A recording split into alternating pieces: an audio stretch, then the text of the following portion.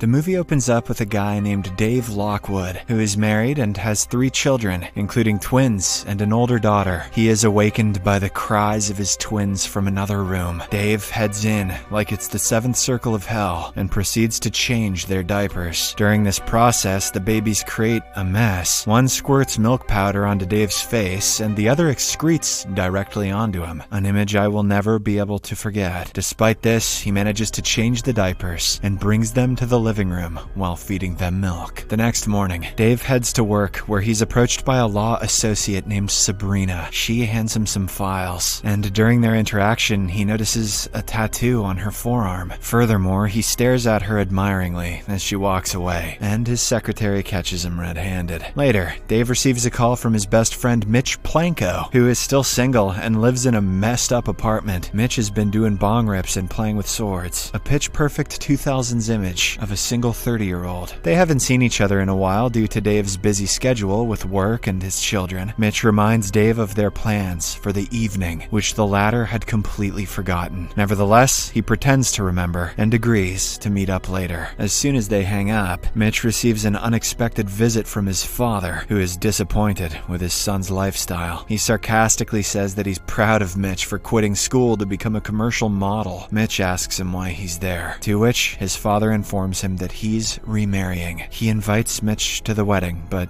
Mitch denies. Later in the evening, Dave is giving his twin children a bath when his wife Jamie returns home from work. She reminds him about their scheduled dialogue night appointment, but Dave has forgotten this as well. It turns out their counselor urged them to have a private conversation once a week, but they haven't done so in 3 months. Dave apologizes and requests Jamie postpone it one more time. A little while later, Mitch picks up Dave, and the two friends head to a bar. There, they enjoy their drinks while watching a baseball game. Before long, their conversation turns to life matters. Dave inquires about Mitch's dating life, and the latter proceeds to share his experiences with various women he's been involved with. He even shows Dave a picture of his current intimate partner, Tatiana. Seeing this, Dave comments on how she reminds him of beautiful Sabrina. He begins to contemplate whether he made the wrong choices in life by settling down early and taking on a 9-to-5 job when he could have had the freedom like Mitch. However, Mitch counters this by expressing envy for Dave's life, pointing out that Dave is already on his own ground and has a loving family that prevents him from feeling lonely. Let's not forget there's a third type of guy out there, being single in your 30s and not looking like Mitch. Upon exiting the bar in a drunk state, they make their way to a nearby fountain to relieve themselves. During this, they wish that they had each other's lives. Just then, the city's lights go out for a moment. The following morning, Mitch awakens beside Jamie, who's breastfeeding a baby. This startles him, and he wakes up with a bewildered expression. Upon looking in the mirror, he is shocked to discover that he now possesses Dave's body. On the other hand, the real Dave is asleep at Mitch's apartment when he is awakened by a knock on the door. Upon answering it, he finds his own body standing in front of him. They both stand in front of a mirror and completely freak out, realizing that they've switched bodies. Soon after, they recall the wish they made at the fountain the previous night. Wasting no time, they rush back to the fountain in an attempt to reverse the switch, only to discover that it has been removed for restoration. They then head to the district manager's office to find out the fountain's whereabouts. Unfortunately, the information is not yet available on the computer system. Now, Dave is worried because it's the day for a critical merger meeting at his firm, while Mitch also has an important movie shoot to attend. With no immediate solution, they are forced to wait until the Parks Department locates the fountain, and in the meantime, they must impersonate each other. Afterwards, Mitch arrives at the office dressed informally. As he walks by the office kitchen, he notices a variety of foodstuffs meant for the staff. Mitch hurriedly starts stuffing it all in his pockets and some into his mouth. Just then, he's approached by Sabrina, to whom he passes an unprofessional comment. Nevertheless, she ignores his remark, hands him a merger file, and sends him to the meeting room. It takes him a while to get settled, which disrupts the entire meeting. Following this, one of the Japanese clients asks Mitch about some financial info regarding the company, which completely goes over his head. His lack of professionalism and legal knowledge sabotages an important merger, enraging Dave's boss. Meanwhile, Dave, inhabiting Mitch's body, arrives at a movie set and soon realizes that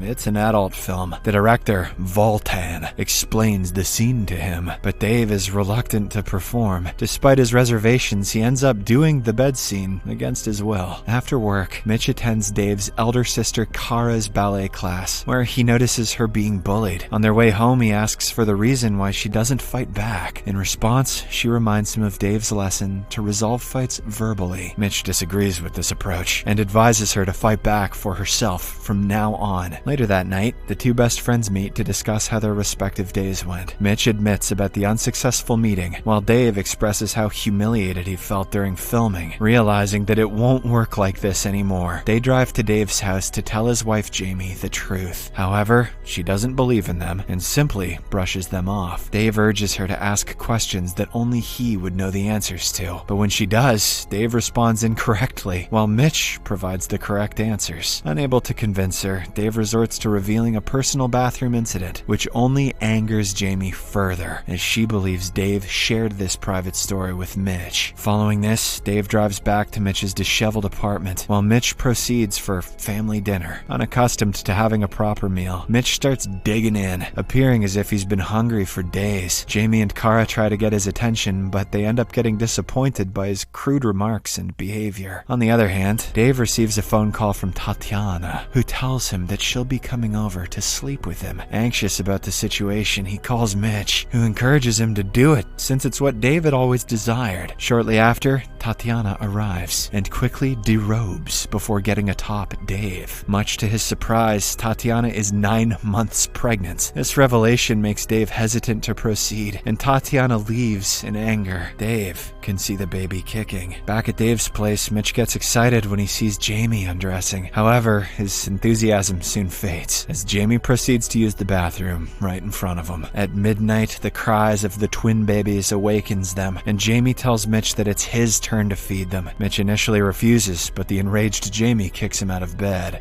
Not knowing what to do, he carries the babies like sacks to the kitchen and calls Dave for help. While on the phone, the babies begin to play with dangerous objects like knives and electrical sockets, causing Mitch to struggle to keep them safe. Unable to stand this lifestyle, Mitch orders Dave to locate the fountain at all costs. The next day, Dave revisits the district office and submits a request form to locate the fountain. He gets furious when he learns that the approval process could take up to 3 weeks. He then goes to his place to share the news with Mitch. Before that, he notices Jamie in tears. When asked, she confides in him about her husband's strange behavior. She also expresses her feelings of loneliness and Dave's lack of attention. Dave is saddened by her words, but feels powerless to change the situation. Later on, he informs Mitch about the lengthy approval time, which infuriates the latter as well. Mitch declares that he can't endure this life any longer and contemplates quitting. However, Dave tells him not to give up and lectures him on being a responsible grown-up man. After a while of deliberation, Mitch agrees to play along. Following this, Dave teaches him everything about himself, including the formal outfits, his daily routine, baby handling techniques, and so on. While at the office, Sabrina informs Mitch about the resumption of the merger, which relieves Dave. Just then, Mitch introduces Dave to Sabrina and urges the two of them to go on a date. He goes on to ramble and sets up Dave on a sudden date with Sabrina because Mitch also has a crush on her. After Dave leaves, Mitch receives a call and he's surprised to hear his father's voice from the other end. Unaware of the swap, Mitch's father calls him for a brief meeting, believing him to be Dave. Later, Mitch, now inhabiting Dave's body, meets with his own father, who tells him about his second marriage. He seeks his help in convincing his friend,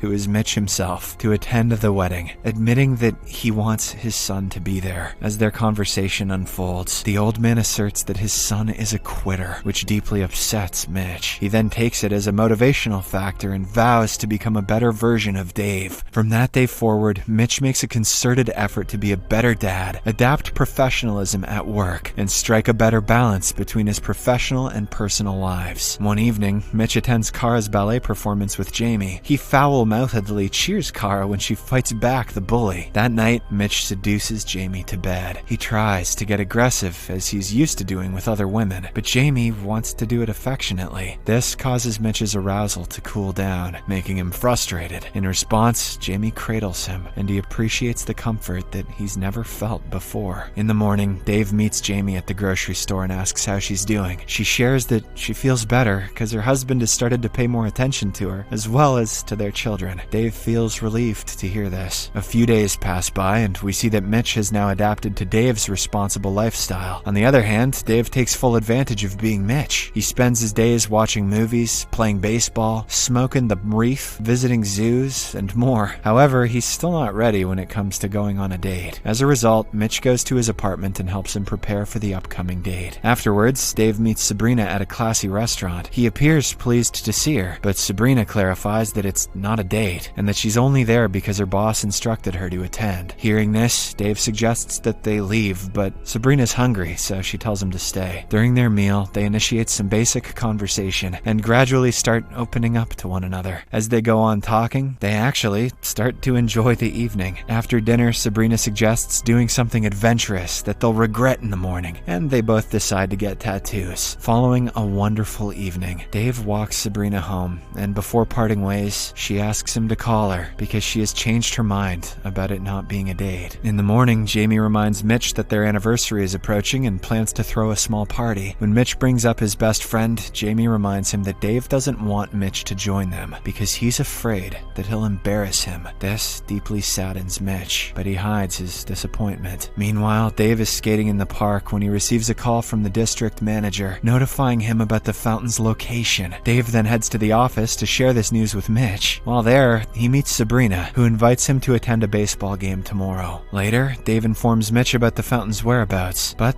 their relief seems somewhat half-hearted. Mitch expresses his wish to stay like this for a while longer because he's really working hard for the company's merger deal and wants to prove himself. Dave also agrees, and the two postpone the change-up. The following day, Dave attends the baseball game with Sabrina, while Mitch goes to the crucial meeting he had been preparing for. During the meeting, the Japanese clients propose a relatively low offer of $625 million, which is far from ideal. With limited options, Dave's boss and the company representatives are on the verge of accepting the offer. It is at this moment when Mitch notices that the other party's representatives haven't left yet. This makes him realize that the other party wants the deal, so Mitch insists on a higher offer of $725 million. After this, he makes Dave's firm representatives leave, scaring the Japanese representatives. Just as they reach the exit, a mediator stops them and agrees to close the deal at $725, leaving everyone elated. Mitch picks the mediator up in happiness, and it's very funny looking. In the evening, both Mitch and Dave's families attend a gala held by the firm to honor Dave's achievement. He's becoming partner. During the event, Jamie gets emotional by the speech that praises Dave's struggle, as well as his family values. Eventually, Mitch comes to realize that it's Dave who truly deserves this recognition, not him. Meanwhile, Dave and Sabrina are at a baseball game when a thunderstorm suddenly hits. Drenched in the rain, he takes her to Mitch's place, where things begin to take a romantic turn. As she undresses herself to get intimate, Dave notices a butterfly tattoo on her body, which reminds him of his daughter. At this point, he realizes he must not fool around like this, and leaves the place abruptly. He drives towards the gala and immediately proceeds to kiss Jamie. This confuses everyone, but Jamie realizes the truth. With this, the two friends drive towards the fountain to reverse the swap. Upon arriving, they hesitate to take a leak there because the fountain is now located in the middle of a bustling mall, surrounded by a crowd of people. Despite the awkwardness, Dave decides to proceed with the plan, while Mitch still can't get her done. At this moment, Mitch brings up the question of why Dave didn't invite him to his anniversary party. Dave admits that he was embarrassed, but he's proud of Mitch now. This relaxes Mitch enough to urinate, and the two make their wish for the swap. As before, the lights go out, and they quickly flee the scene. The following morning, Dave and Mitch are thrilled to find themselves back in their original bodies. Dave wakes up his wife and expresses how deeply he values his family. He then gets on to his fatherly tasks with renewed appreciation. On the other hand, Sabrina comes to Mitch's apartment as she had left her purse. She apologizes for being aggressive the previous night. Mitch quickly catches up and invites her to join him for breakfast. In the final scene, Mitch attends his father's wedding and acknowledges his new spouse as his stepmother. The movie ends as Mitch, who is now in a relationship with Sabrina, attends Dave and Jamie's anniversary celebration.